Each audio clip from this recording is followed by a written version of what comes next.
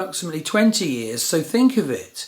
There has to be a divine combination of Saturn and Jupiter, restriction and expansion. Jupiter is expansionary and spiritual. Saturn is contractive, calcifying and structural. They're both in Capricorn, so Saturn holds the tables of destiny through most of 2020 and beyond. But we have to get that combination right, not bring in the negative, over-expansionary, rah-rah-rah energies of Jupiter, and not bring in the negative, cruel, restrictive, dark sides of Saturn. And the last one I want to mention is the huge combination of Jupiter, Saturn, Pluto, which occurs in early 2021. Okay, item 3 in the newsletter, the lunar full moon eclipse on the 10th of January 2020. So the moon is at 25 Vedic Gemini and the sun is at 25 Vedic Sagittarius. And so this links Punarvasu Nakshatra, where the moon is, the eclipsed moon, and yes, Purvashada Nakshatra, where the sun is, with all those other planets around it. Read about that. And note that there's an exceptional number of eclipses in 2020, so see the dates of those in the associated blog.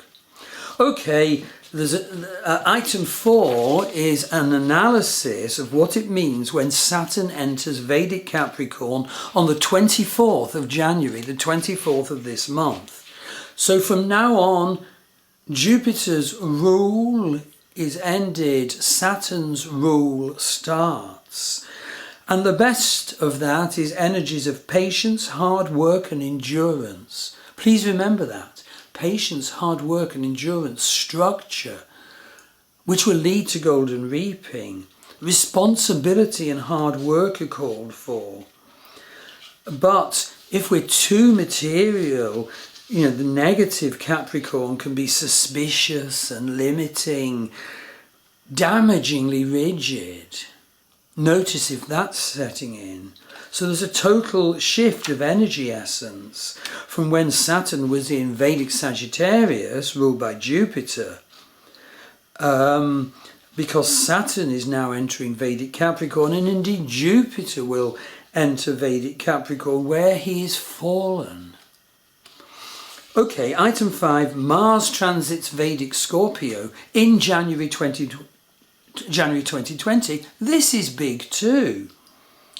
Positively, Mars in Scorpio is courageous, strong, and whilst in Anuradha Nakshatra, occult, penetrating, Mars in Scorpio is adventurous, courageous, athletic. But interestingly, Mars has a 6-8 aspect to Uranus, which is transiting, of course, in Vedic Aries at this time, in Ashwini Nakshatra. And so the transiting Mars in Scorpio has a special, wonderful extra twist for the energy of Mars and the energy of that life area, which is the house, which is Vedic Scorpio in your Vedic birth chart. And that is revolution. Negative, and indeed there's an aspect from Rahu, which is transiting Ardra Nakshatra in Vedic Gemini now. So obviously the risky side could be violent, driven, revolutionary energy. Avoid that if we can, but bring in the inspirational divine revolution that is possible from the Uranus-Mars combination. And remember that negatively, Mars in Scorpio is cruel and violent. And yes, there's a twist to the United States and the whole world politics here, because unfortunately Mars transits over Donald Trump's natal Moon Ketu very close conjunction, and Moon Ketu conjunct people are prone to sort of hissy fits and madness fits. And so for him to have Mars going over his Moon Ketu conjunction is dangerous, because he could bring in violence to divert perception of the bad sides of his personality and the bad sides of the American consciousness and politics. And of course the ideal diversion has always been, for this sort of ruler, war. And remember that as Mars is transiting over his Moon Ketu conjunction at 28 Vedic Scorpio, Mars is transiting opposite his Sun Rahu Uranus conjunction in Vedic at 29 Vedic Taurus. So Mars, Uranus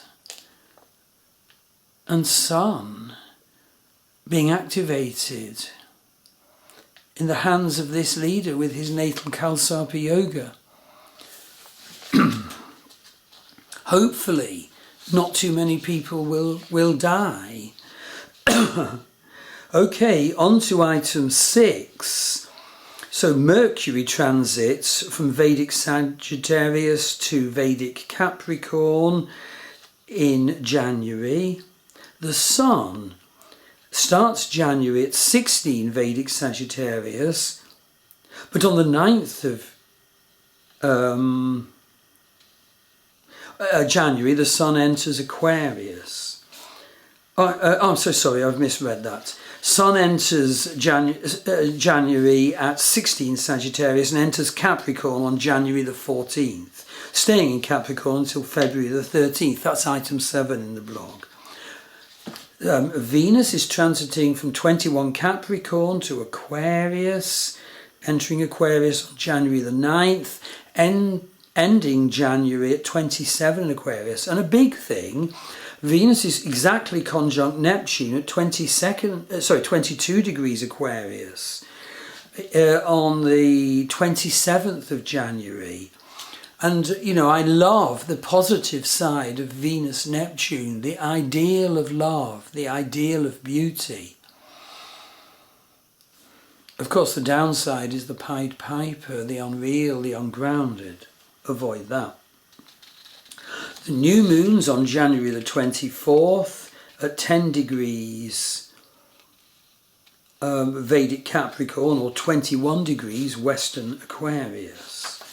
So that's the end of the blog listed items, but also in the blog, at the end of the blog, there is a list of 7 add-on videos which give further detail about these astrological and spiritual events. And then there's another list of add-on blogs about other areas of my spiritual work, vision journeys and courses, etc. Basically, I work with the ancient alphabets of the Norse and the Irish, the runes and the Ogham, and the ancient gods and goddesses of the Norse and the Irish, because these indeed, those two nations, are my genetic inheritance. And so I, working with my colleague Leah Cruz, offer wonderful work with those ancient alphabets and those truly wonderful gods and goddesses who, in their true essence, are faces of the divine. So have a look at all the detail at the end of the blog for the astrology and the other spiritual courses. And have a very successful, spiritually successful January 2020. Thank you.